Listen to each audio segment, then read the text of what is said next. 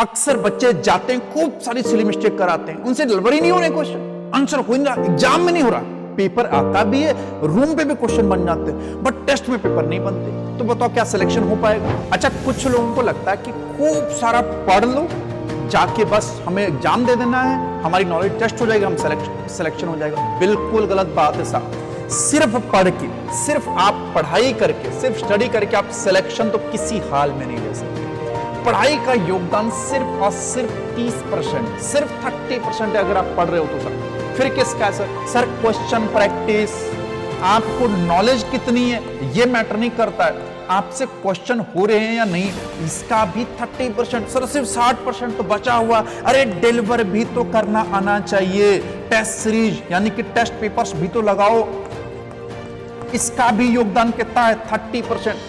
Knowledge हो गई और तुम उसको अप्लाई कर रहे हो और तुम उसको डिलीवर भी कर रहे हो, ये बच्चे तुम्हारी नॉलेज, स्टडी क्या है ये नॉलेज है तुम्हारी।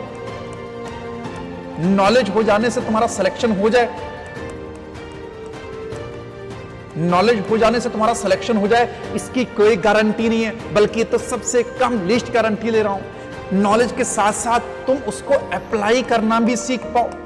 नॉलेज है, अप्लाई नहीं कर पाते हो, फिजिक्स में ही देख लो, सर ने खूब पढ़ाया, सर क्वेश्चन नहीं बन रहे, सर बताते हैं तो बन जाते हैं, जब खुद बनाते हैं तो नहीं बनाते। अरे इसीलिए तो कह रहा हूं इसके साथ साथ क्वेश्चन पेपर खूब सारे लगाओ। क्वेश्चन पेपर का मतलब खूब सारे पेपर लगाओ साहब, क्वेश्चन पेपर का मतलब बहुत सारे क्वेश्चंस लगाओ, क्वेश्चन प्रैक्टिस आपकी बहुत ज्यादा होनी चाहिए, खूब सारे क्वेश्चन प्रैक्टिस करो। इसके अलावा आप एग्जाम में उसे डिलीवर भी कर पाओ। आपने देखा होगा अक्सर बच्चे जाते हैं, खूब सारी सिली मिस्टेक कराते हैं, उनसे डिलीवर ही नहीं हो रहे क्वेश्चन, आंसर हो नहीं रहा, एग्जाम में नहीं हो रहा, पेपर आता भी है, रूम पे भी क्वेश्चन बन जाते हैं, बट टेस्ट में पेपर नहीं बनते। तो बताओ क्या सिलेक्शन हो पाएगा? तो ये बिल्कुल एकदम ये 3 पहिए साहब, ठीक है नहीं, सिलेक्शन के ये 3 पहिए, ये ट्रायंगल बनाते हैं साहब। जब तक ये ट्रायंगल आपका कंप्लीट नहीं होगा, इसमें से इस ट्रायंगल में से एक भी अगर आपका कमजोर है तो याद रखना सिलेक्शन नहीं होगा।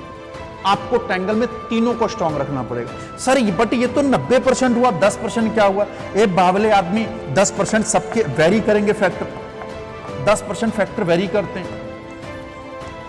और 10% फैक्टर में क्या होगा बच्चे? 10% फैक्टर में कि आप क्या पढ़ रहे हो, किससे पढ़ रहे हो, आपका मेंटल स्टेटस कैसा है, आपकी मतलब आप घर वालों से कितना इफेक्ट हो रहे हो, किसी प्यार मोहब्बत में तो नहीं पड़े हुए कि उसी की चीजों से आप इन्फ्लुएंस हो जा रहे हो, आप किसी को कंधा दे रहे हो, बात समझो।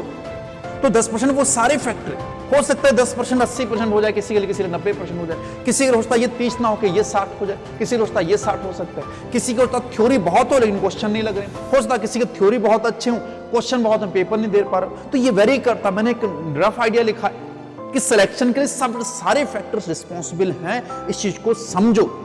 बैल की तरह मत पढ़ो, सिलेक्शन लेने के कुछ तरीके नीट तभी क्लियर होगा अगर स्मार्टनेस तुम्हारी काम आएगी, बैल की तरह पढ़ने से नहीं होगा।